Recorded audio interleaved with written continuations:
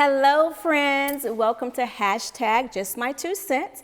I'm your host, Clarinda McGrady, and today I get the amazing opportunity to sit down with the beautiful psychotherapist and owner of Pearls of Change Wellness, Miss Glenda Damas. Thank you. Woo, and everybody goes crazy.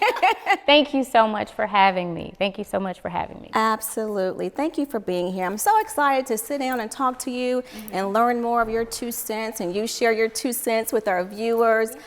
Because we are in a season where we need to really be equipped with all things mental health. Absolutely. Yeah. Absolutely. And before we even get started, I really want you to just sort of define what is a psychotherapist. You know, particularly the difference between a psychotherapist and all the other psychiatrists, psychologists, and all the other therapists out there. Absolutely. So before we start, I'll be honored to give, the viewers a little bit of background of me and what I do. I am a psychotherapist. There's a difference between what I do and what, an average counselor does. And I won't say average, but just someone that focuses on just regular anxiety, depression. I have been in practice for 5 years, private practice independently. I am also a trauma-informed clinician, which means that I specialize in trauma.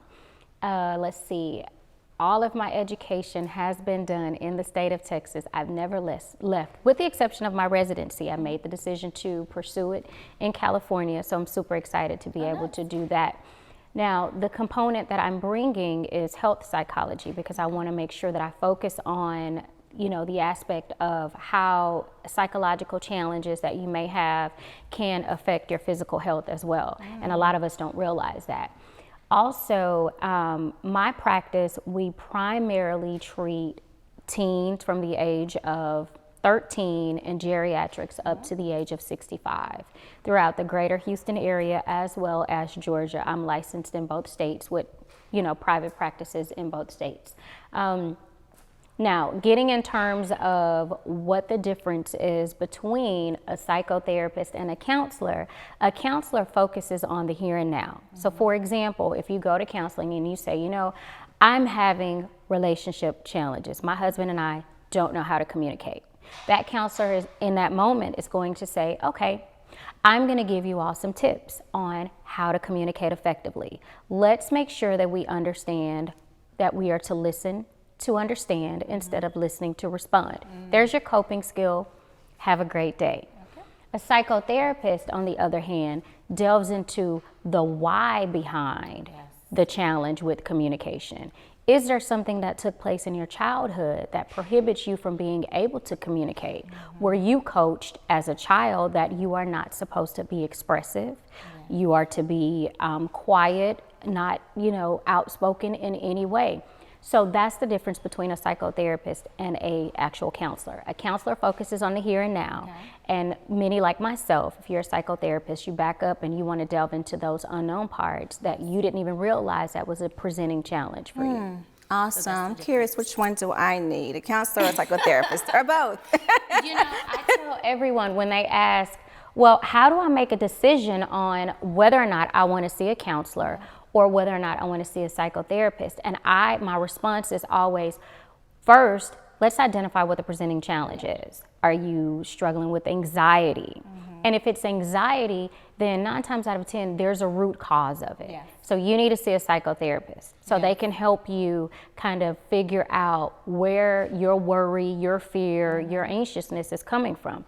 Now, depression. Depression is always an onset for something else. It could be anxiety that has gone untreated for a very long period of time.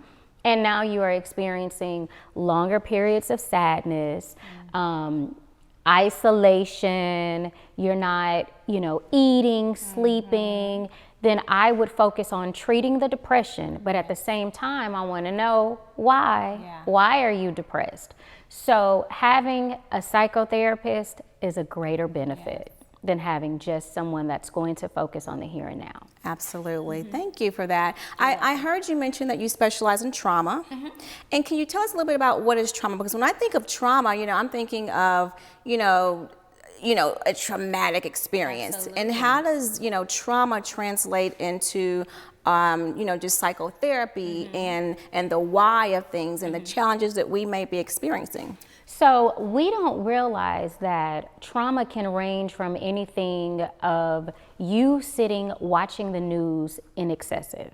That can become post-traumatic stress disorder, which is known as PTSD, which is trauma. And trauma is also an anxiety disorder. It's your body's natural reaction to external stimuli that you have actually had no control over, but yet has altered your sense of normalcy. So when we talk about trauma and what it looks like, trauma can be, again, something that has directly impacted you. For example, I always like to reference 9/11. Yeah. Because it happened after my birthday, a day after my birthday. It's just so, and it was something that impacted so many, you know, in general, it's something that really, really, really stands.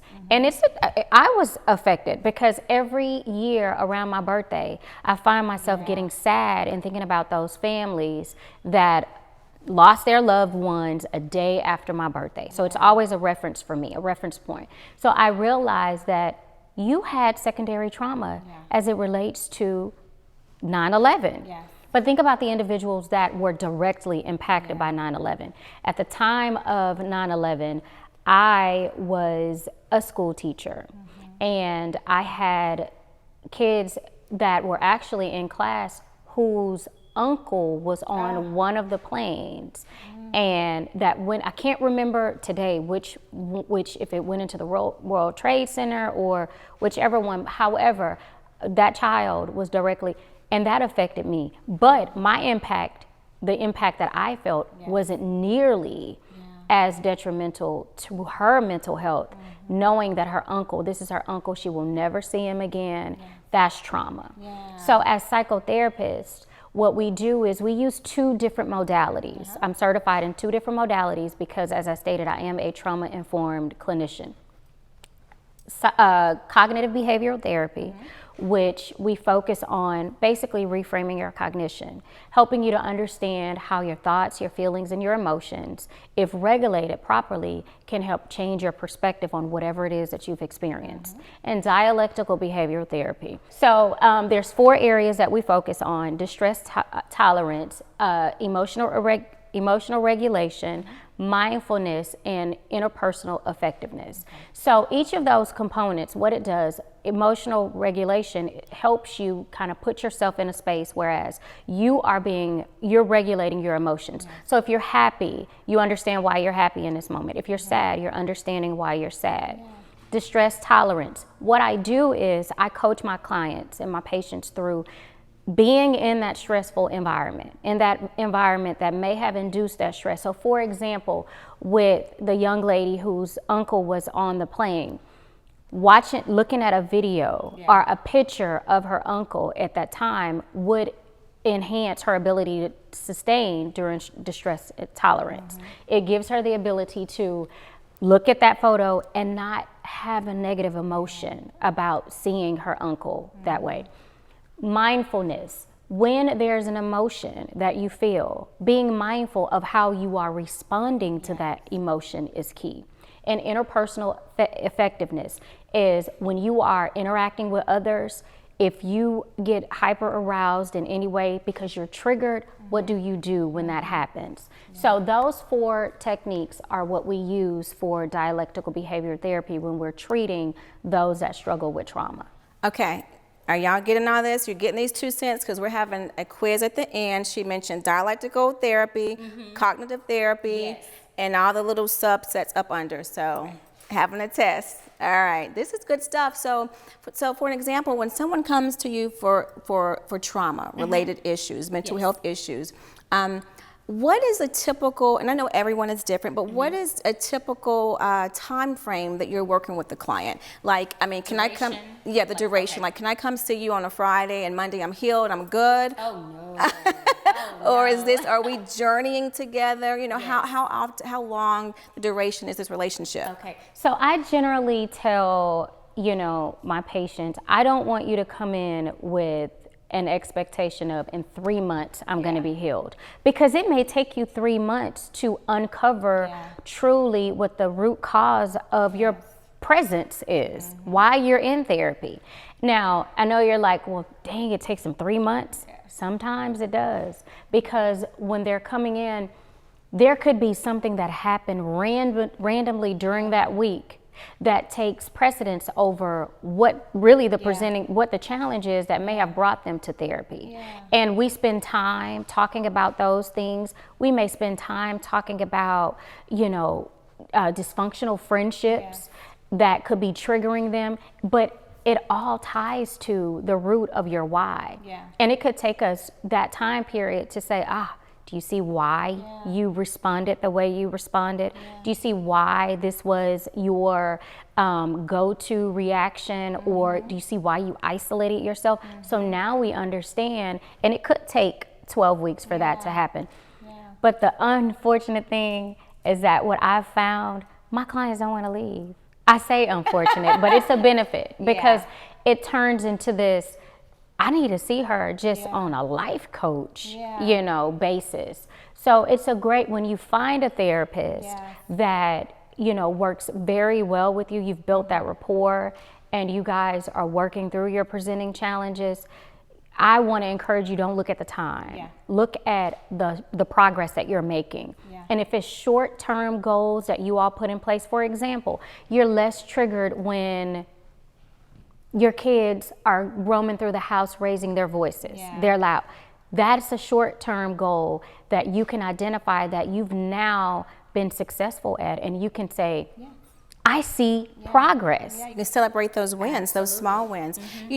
So how does a potential person that's going to know that they need to go to see some type of counseling or a psychotherapist or whatnot, how are they able to identify what the right person is for them? Because, you're going and you're sharing some sensitive information. This is like a very intimate setting. You don't want to just, go to someone, or that person doesn't work, then you go to someone else, and by the time you're at your third counselor, you're like, forget it, I'm not even going to go. That's right. So how do we, particularly women in general, how do we identify, what makes a good counselor for us? There's a lot of great therapists out there, but how do we know the one for us without going through a half a dozen? Absolutely. That's a great question, and I'm so glad that you asked that question, because a lot of people don't understand the importance of having the counselor, the psychotherapist, the therapist.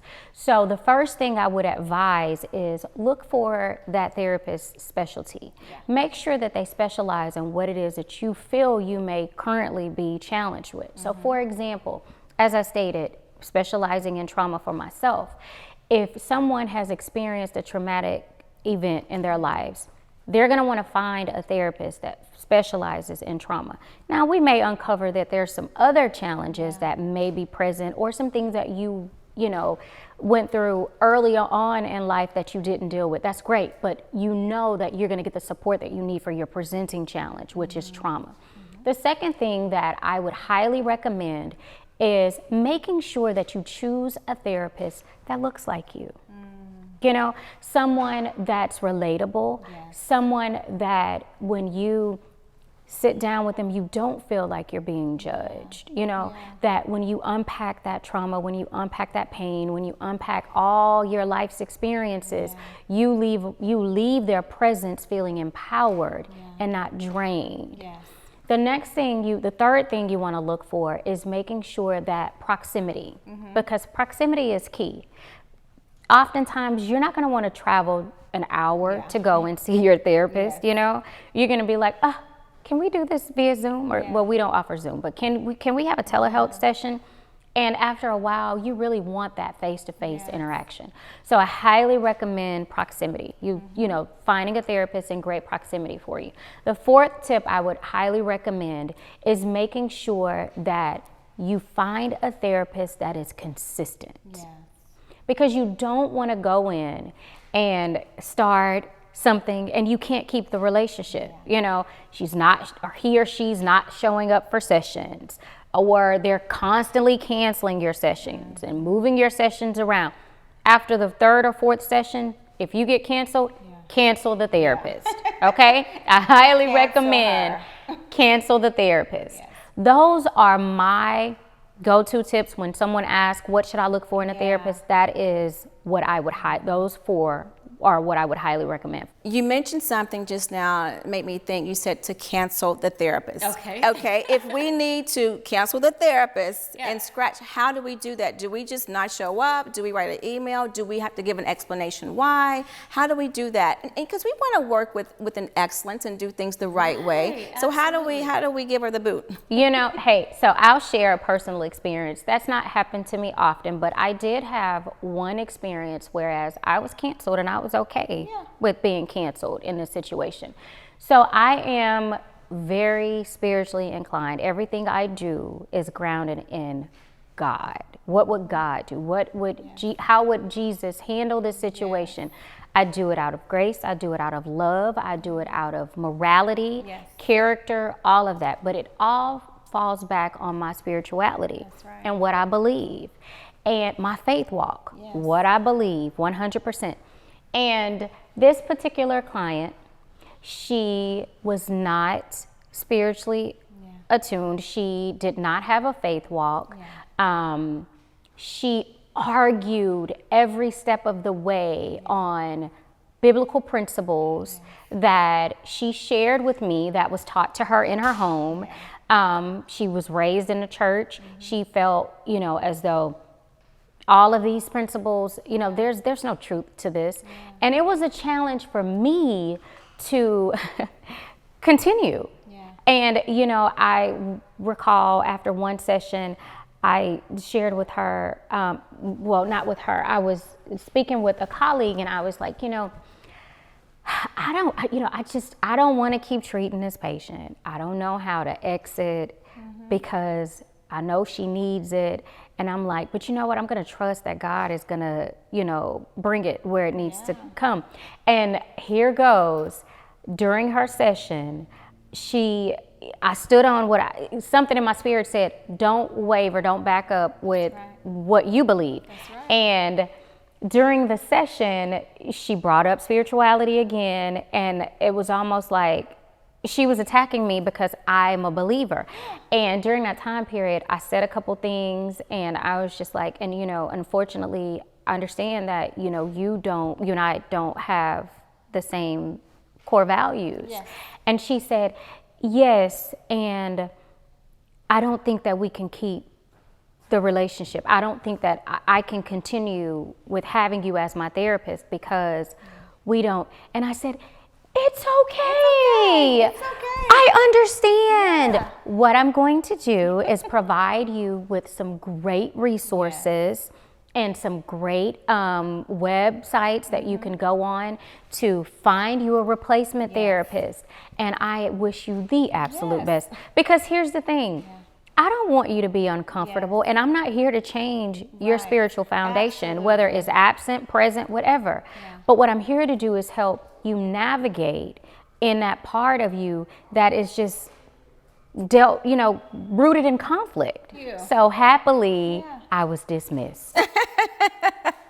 Well, you know what? That's like a situation where, you know what, it was a disservice to her and a disservice to you. Because I can imagine you're not able to operate at your highest level because I can imagine you're probably spending a lot of time debating with her about beliefs, and that's not why you're there. And so speaking of that, you know, that makes me go back to, should that be another thing that, another area that we should be considerate, you know, as far as our beliefs, because you're right. If someone believes in one thing and the other person, the therapist, believes in something else, you can find yourself sort of butting heads. Right. And usually, Clorinda, that's not always a topic. You know, it's only a topic if the client or the patient makes it a topic. Because as therapists, mental health providers, we don't come in saying, what's your spiritual background? You know, what do you believe? Because your beliefs are your beliefs. We're not here to change your beliefs, you know. So the most important thing is, yes, you can add that to your list of like making sure you check that. And that would be something personal for you, not a global requirement, but something personal for you. I know you specialize in trauma, but what other mental health issues are you seeing women come to you for in this season of life? I mean, you know, we've got so much going on. But what are you finding, who's coming and sitting in your seat right now? What's the client that you're seeing on a daily, almost daily basis? So although I specialize in trauma, I treat every mental health disorder that is, has been identified. I treat bipolar disorder, anxiety, schizophrenia, depression, social phobias, you name it. I treat it all. The most common mental illness that graces my door probably 80% of my day is anxiety and depression. Those are the two, because those are the two most common undiagnosed mental illnesses that everybody struggles with, no matter who you are. And anxiety is probably, I would say, higher, at the higher of the scale, but it begins to manifest into depression. So how do we know, if there is an issue, that there may be an issue of depression or anxiety? Are there sort of some telltale signs? Absolutely. So I'll give both. So highly recommend education is key. The most important thing we can do for ourselves to support our mental health, it's no different than our physical health. If you are having chronic headaches constantly, what are you gonna do? You're gonna go see your primary care physician, right? You're gonna go in and tell them, I take Tylenol, I take BC powder, these headaches are not going away. What do we need to do? Do I need to see a neurologist? You're gonna pose those questions. So sleepless nights, what are you doing? You just think that it's insomnia, that you're not able to sleep? That's not common. You should sleep. Hyperarousal, your mood is elevated. You think that that's normal? No, you're more triggered than normally. You're angry. Your appetite has adjusted. You're not, functioning at your best. Normal things that bring you happiness is no longer bringing you happiness. Those are signs of depression. You want to make sure that you are able to identify that. Anxiety, you have this intense worry, fear. You're experiencing, heart palpitations in just quiet settings because you are elevated. Your mood is elevated. That's anxiety. So being able to identify some of the key signs of each of those is a great start. Very nice. Now, we are, believe it or not, still in the midst of COVID, right? And so I'm curious, are you seeing more women coming in that's been affected by COVID? Yes. So can you talk to us about that? As a matter before you do, Yes. yay! I know you wrote this amazing article, and I know that you shared some tips in here, and I believe some of the tips are strategies and things that we can do when we have been impacted by COVID. Can you share some of that? Absolutely. So your original question was, what are some of the things that that I'm seeing women struggle with? Am I correct? Okay. So in terms of their challenges with COVID, it's the adjustment to their sense of normalcy. You know how most of us working moms, we get to drop our kids off at school, and at least 8 hours out of the day, we have our attention shifted to just focusing on work because our kids are at school and the teachers are in position to provide that education, right? Well, now moms have taken on the role of homeschool teachers. Who signed up for that? I know I didn't. So with that being said, that's a major stressor. That has become a great impact on many homes. The mom is now the counselor, the mom is the caregiver, the mom is the teacher, the lunch lady, everything. There's no balance. So the biggest challenge that they're coming in with is, I need to figure out how to create balance. And the social isolation, not being able to have that girlfriend time, because I don't care who states that you don't need a good set of girlfriends, a good foundational support system, they're lying. You need your support group. One, because that's how you bounce back from life's challenges. You have a great support system to be able to talk to about, hey, how are you doing this? That's how you get that. And then it's good to have that face-to-face interaction. So many moms, they're not having that. So just being calculated strictly in the home, focus on, it's almost insanity. Yeah. I've been reading reports that, just how the depression level has been going up, the physical abuse level has been going up.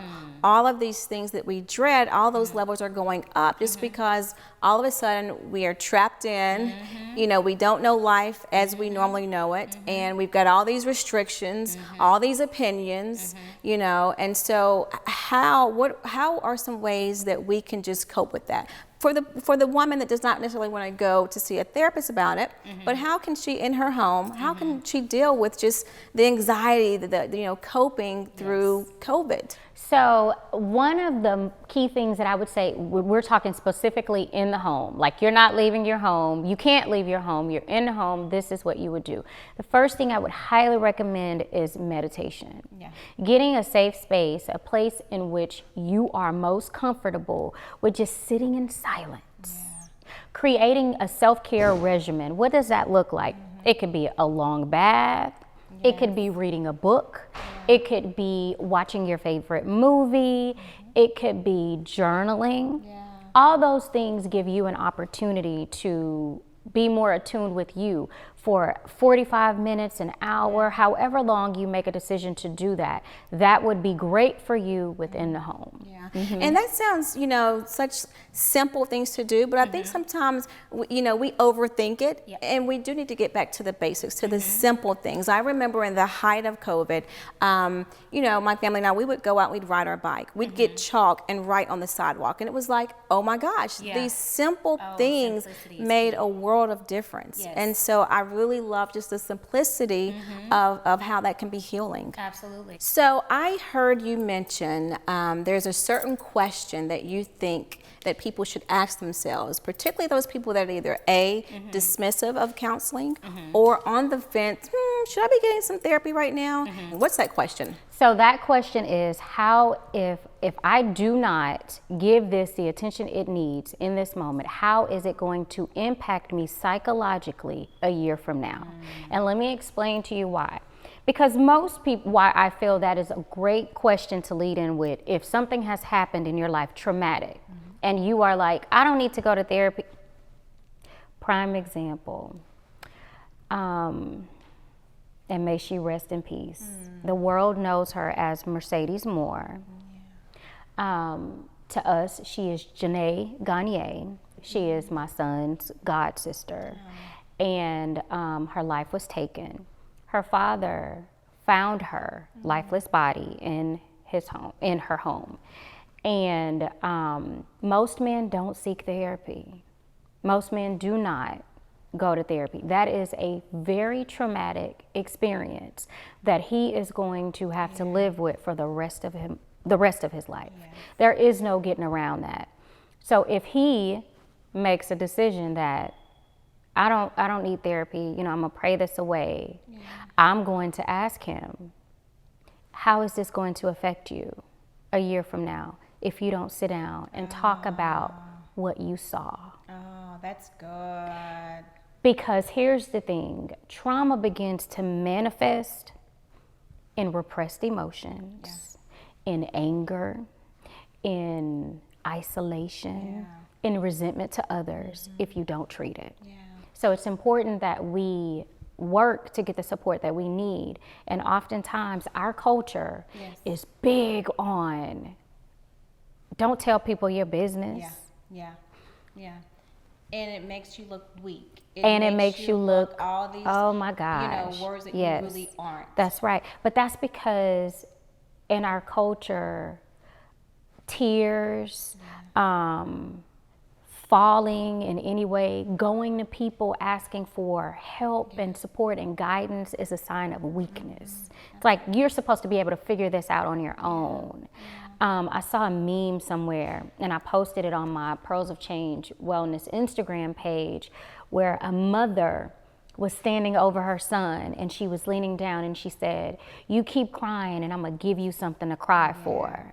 And I felt like in that moment, gosh, this is why so many individuals struggle with being expressive. Right, because she planted that seed. That's right. And as a 10-year-old boy, that seed was planted. Throughout the years, it's been watered, and as a grown man, as a husband or father, you're now repeating that same thing. That's Boy, right. don't you cry, because That's real men don't cry. Real men don't cry. Real men don't show emotions. Yeah. Real men don't discuss feelings. Yeah. What is that? Right. And for anyone that has, whether male, female, whatever, if you have experienced something that has altered you to your core, Yes. meaning altered what comes out of you, you need therapy. Yeah. Yeah, that's so, wow, that's good. You know, I really like that question. I'm going to go back to that question because particularly with the example that you gave, when that sweet father unfortunately found his daughter, you know, for someone that is in a situation that may go, no, I'm good, I'll be okay. That question, how will this impact you a year later? And if you know good and well that a year later you're going to be struggling with that thing, it's probably a good sign that you need to seek some help. Absolutely. Yeah. Absolutely. So I really like that. That's a great tool. Going back to focusing on the root cause and what psychotherapy does. And the reason I love it so much is because I sit there, and it don't take me long. It takes me about 3 sessions, literally, to get to why you're here. Yeah. 3 months, it's because we're there and we're enjoying our time. But by the 3rd session, I know why you're here. Yeah. Listen, did you bring your pajamas? Because we could, and your bonnet, because we could did. sit Did here I?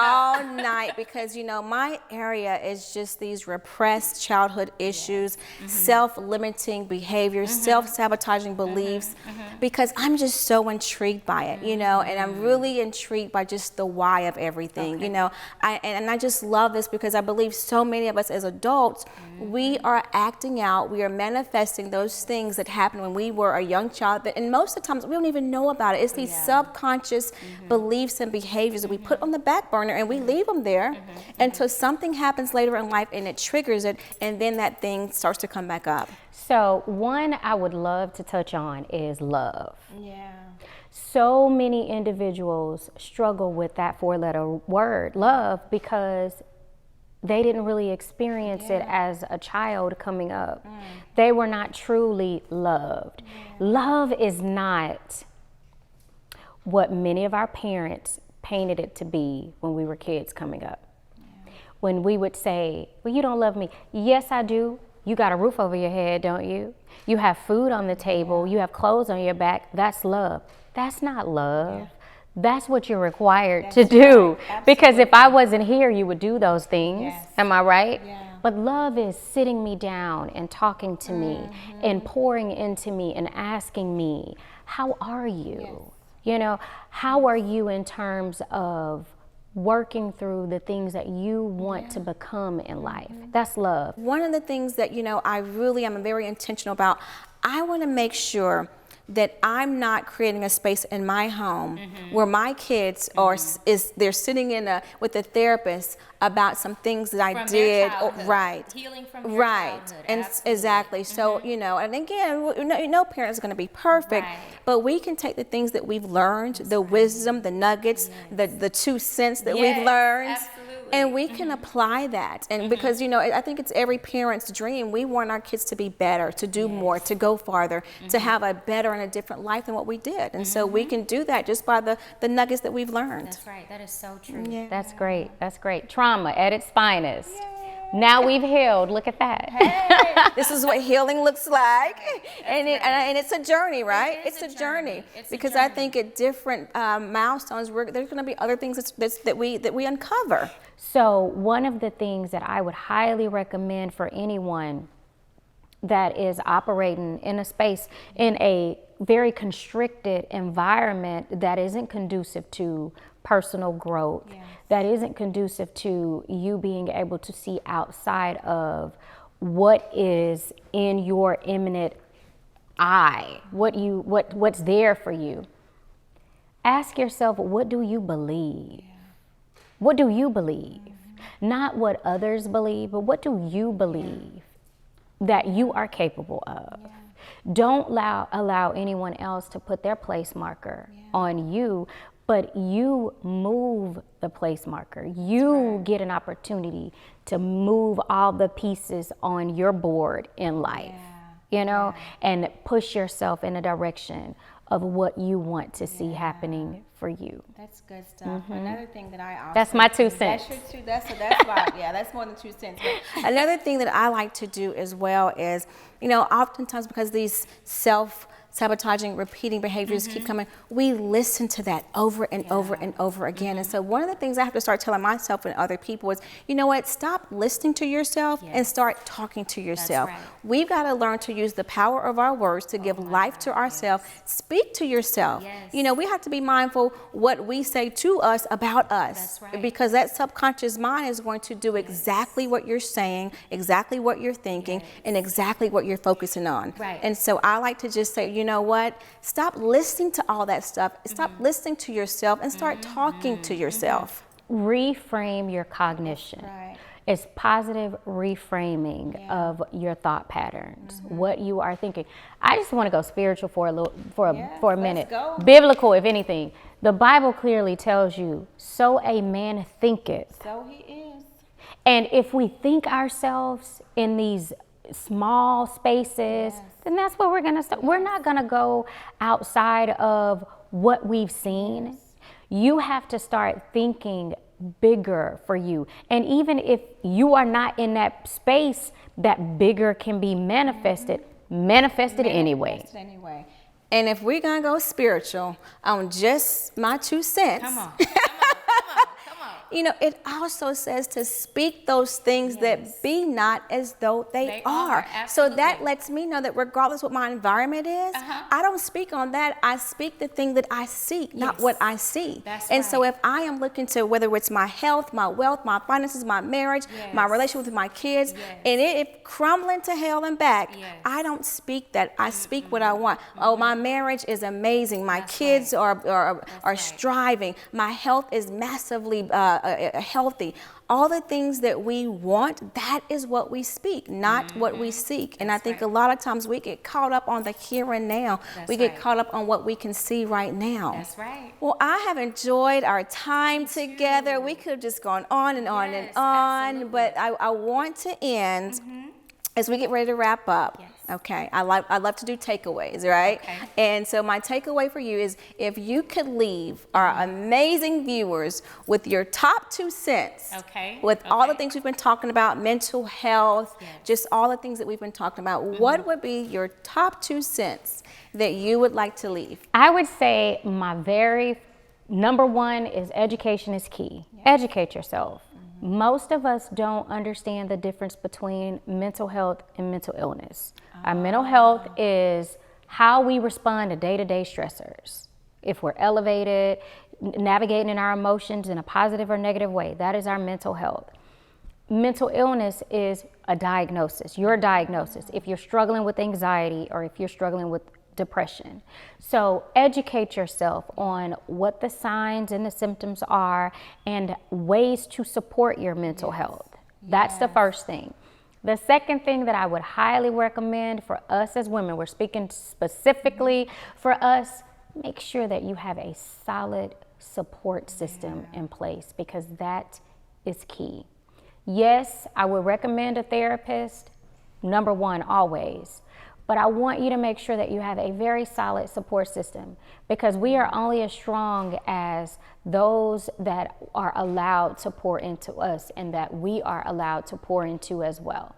So your solid support system, your team of women cheerleaders that are there cheering you on as a mother, as an entrepreneur, as a wife, all those roles that you play, look into your girlfriends, your sisters, your aunties, your grandmothers, your girl cousins, your mother, that is your support. And most importantly, educating yourself. That's my 2 cents. Yay, 2 cents, 2 cents. Thank you so much. And I really love that one because you just taught me something. I really, probably along with so many other people, have always looked at mental health and mental illness as synonymous. Yes. And so thank you for putting that into perspective. My pleasure. Absolutely. Yay. Absolutely. Thank All right. you so Well, much thank for having you. me. I appreciate you.